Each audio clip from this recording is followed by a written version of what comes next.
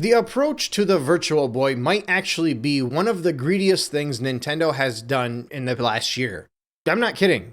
There were a few things I think that were worse than that. For example, they took away game sharing where two people can use one digital copy across two Switches. That was a feature for the Nintendo Switch 1 for about 5 years. And then they abruptly updated it so that you had to now buy two copies of a game, even though they brought people into the Switch environment with that sick deal where you could easily share a digital copy and play simultaneously with somebody else with that single copy. And yes, simultaneously, even online with the game fully downloaded, none of this game share BS that they're trying to advertise for the Switch 2 that people, I think, are eating up. I'm not sure, but it's a massive downgrade on what used to be. And it worked for every single game. Anyway, that's a whole different topic. And aside from that, and maybe a few other minor things here and there, I would say the Virtual Boy is easily up there as one of the greediest and disgusting anti-customer things Nintendo has done in the past year. And as easy as it would be for me to just say it's because they're charging $100 for the hardware behind it, I actually don't know if I care that much about that price specifically in comparison to everything else that's coming with this thing.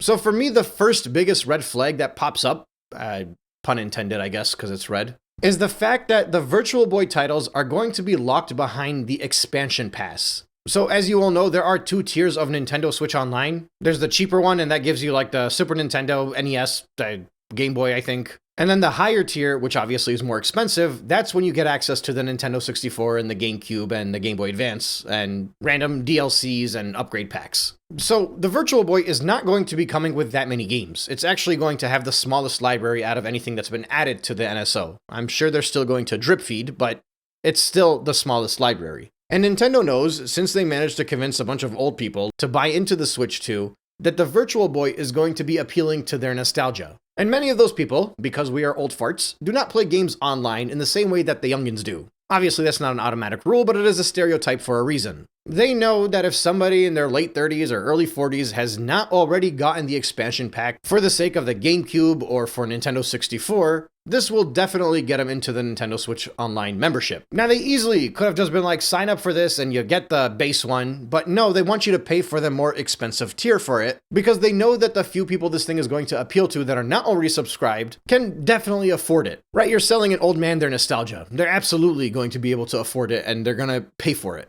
Now, if they were only charging for the expansion pass for the Nintendo Switch Online for the Virtual Boy, I think there would be a little bit of room to be like, fine, we can let this go. The Game Boy Advance is also a weaker system, right? But it still requires the expansion pack, so the Virtual Boy is not that much different. But the issue is, the reason why most people are subscribed to the Nintendo Switch Online Plus expansion pack is because they want access to the Nintendo library. So they want the highest tier. And they want that so that they can play all of the old games that Nintendo had back in the 90s and 2000s, then actually even late 80s. But not only did they lock the Virtual Boy behind the higher tier, but in addition to that, you need hardware in order to enjoy these games. So Nintendo has sold controllers. They've sold GameCube controllers, SNES controllers, NES controllers, but they were never required. Having NSO was more than enough. But now if you want to experience the Virtual Boy games, you're actually required to spend more money. We're talking either $100 for the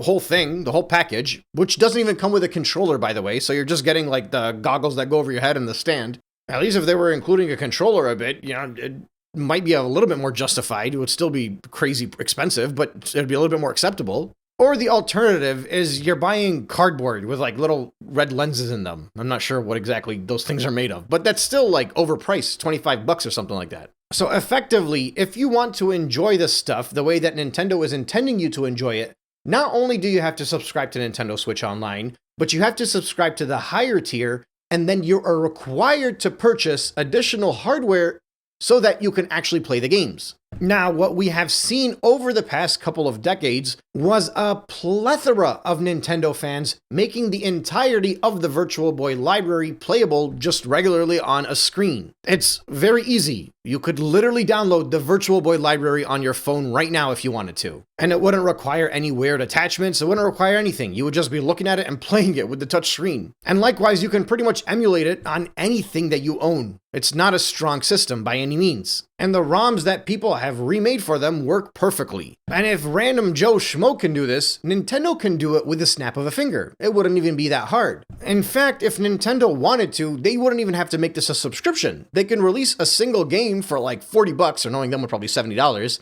and they would just release the entirety of the Virtual Boy library. You wouldn't need any attachments or anything. You could just play the game as it is. There is zero reason you should be required to buy additional hardware to play classic Nintendo titles when the whole point of subscribing to Nintendo Switch Online was to enjoy the old Nintendo titles. Imagine when the DS, well, I should say if the DS, ever comes to the Virtual Console on the Nintendo Switch, or Switch 2. Imagine Nintendo required you to buy something additional. Something that is just a plastic shell that streams from the Switch to your hand, and it looks like DS and it plays like a DS, but you have to be within a Bluetooth connection of your Switch 2 in order for it to power on, and so you can actually access the library there for Nintendo Switch Online. So imagine they required you to buy that piece of hardware, and it was $100, and the logic was that if you wanted to experience the DS games, you had to buy this hardware because otherwise you can't experience it the way that it was meant to be experienced. This is no different. That hypothetical DS hardware that would attach wirelessly and it would just be used to play the NSO games if you're close within the vicinity of your Switch 2, that DS hardware would actually be cool. And if they wanted to charge $100 for it, I would understand why somebody would buy it. But to require people to buy it in order to play those games when they could easily just play them directly off of the TV or off of their Switch in their hand is ridiculous. Especially when we know they are more than capable of doing so on anything, because people have been doing it for years at this point. This is the same idea. Them charging $100 for the Virtual Boy hardware, for me, is not really, like, it's expensive, but it's not that big of a deal. This is a collectible. It's the fact that they lock the games behind it, either from that or they lock it behind the $25 cardboard. And then in addition to that, they're locking it behind the expansion pack. This is why it's greedy. And it's absolutely ridiculous to me that people don't see that. They defend it. They're like, well, you can't enjoy the Virtual Boy games without having the Virtual Boy experience. Yes, I can. I didn't have to buy the NES controller to enjoy the NES games. I didn't have to buy a Nintendo 64 controller to enjoy the Nintendo 64 games on Nintendo Switch Online. When the DS was on the Wii U Virtual Console, it's not like I had to buy something different. I was able to play it directly off the Wii U. I was able to put both screens on a single Wii U and enjoy them.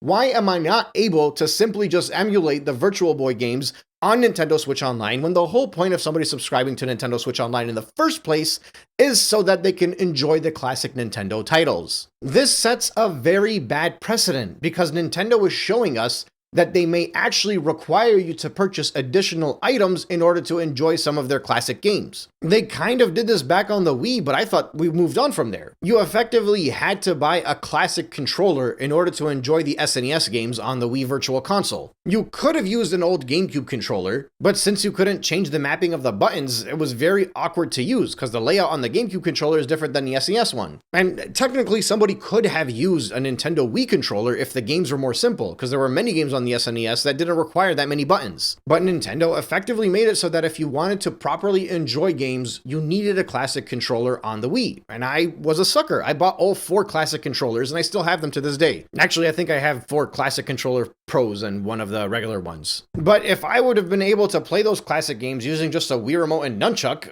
I probably would have just accepted it. I'm like, fine, I can make this work. As a matter of fact, I have made it work because when I eventually modded my Wii and my Wii U and I filled it up with all of my old titles, I did. That's how we did it. We just did Wii remote and nunchuck until I bought the classic controller pros. But since then, when we got to the Nintendo Switch Online, nothing was locked behind additional purchases. If you subscribed, that was it. You didn't have to buy the classic controllers, and you should not have to buy the classic goggles that you put on your face in order to enjoy these classic Virtual Boy games. Why should you? Like we said, it's very easy to run these things on a proper emulator and enjoy them. They should not be locked off of additional hardware. Additional hardware, mind you, that still requires you to be subscribed. So it's not even like a one-time purchase. You pay $100, you would expect that for the rest of your life you have a Virtual Boy with the entirety of its library. It's not like a SNES Classic where you have it now and you own it. Like, that would be another option. Maybe they're like, hey, we're selling the Virtual Boy again. It comes with the entire library. Pay $100. It's all built into the thing. No subscription necessary. You're good to go. But they're not even doing that. It's just like,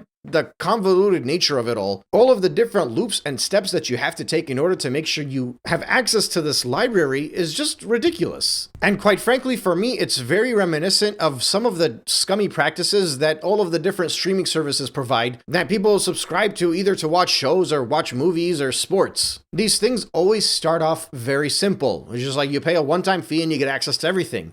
Then they add extra layers, and then ads are brought in. And then because every company has multiple subscription services, now it's like if you want to watch this specific season, you have to subscribe to this one, and then season 2 is on that. And then if you're a fan of a sports team, if it's a home team, it might be that you require this kind of subscription. But if it's an away game and it happens to be on a Thursday night, you got to get this subscription. And then after all of that is said and done, they have the audacity to wonder why people are pirating things. With video games, it's the exact same idea. And I'm not sitting here suggesting that people should go and pirate Nintendo games. I'm just saying you can't be surprised if people are pirating Nintendo games. Not when they try to run with this BS, especially when it's an old classic game. No other console, no other company holds on to their old libraries the way Nintendo does, because Nintendo sells you their nostalgia. Nobody else, Sony, Xbox, all of them, nobody goes after fans that are making mods of their old games. Nobody goes after fans and tries to shut down emulation sites and ROM sites because they don't feel like it's worth the effort. And mind you, Nintendo has tried to bring Sony in for different lawsuits where they attack people that are emulating or pirating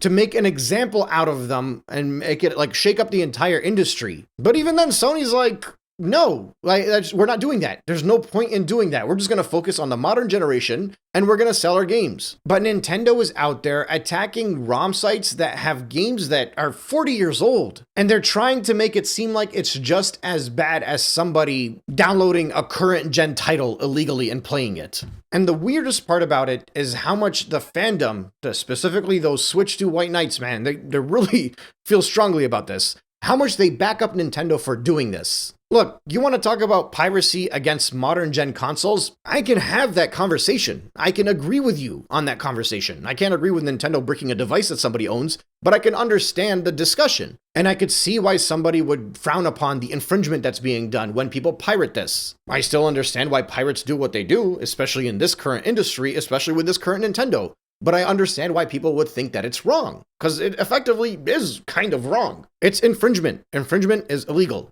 It's not theft, but it's infringement by the legal definition. Piracy is not theft. Remember that. But that's for modern games. When we're talking about old titles, I don't think there's anybody else in the entirety of the industry that is as intense with protecting their old products the way that Nintendo is. Right? Like maybe I'm mistaken. Maybe I'm just too much into a Nintendo bubble, but I don't think there are any corporations out there on the media world with TV or movies or musicians that are sitting there trying to shut down and go ham against old songs. Most of them are barely doing anything about the modern stuff that pops up online. And it's just so bizarre. You are at the mercy of Nintendo. You cannot enjoy their old stuff unless it's on their terms when they want you to enjoy them. Up until, like right now, even the people that were the staunchest against emulation thought Virtual Boy was fair game. But now all of a sudden Nintendo wakes up and they hide it behind what, the $140 paywall? And now they have like the gall to look at somebody and be like, oh no, you guys are all pirates because you are emulating these games that Nintendo is going to be finally putting on Virtual Console, hiding it behind a $140 paywall. Then you should feel bad for enjoying these games before Nintendo brought them out to the public again. No, I'm sorry. I can't take these people seriously. I don't condone piracy, but I 100% understand it. And part of your planning as a business should be, how do I make my customer satisfied enough to the point where they are not pirating my product? Because you will not win against piracy. That's just not going to happen. You might get one person. Congratulations. But it's not about getting every single pirate. It's about sending a message, and it's about delivering some kind of deficiency in those corporate apologists that are willing to give you every single penny that they have to give you for them to go out and tell people that they are in the wrong for enjoying old games that they bought 40 years ago and they have not been available for resale for the past 35 years. No, no.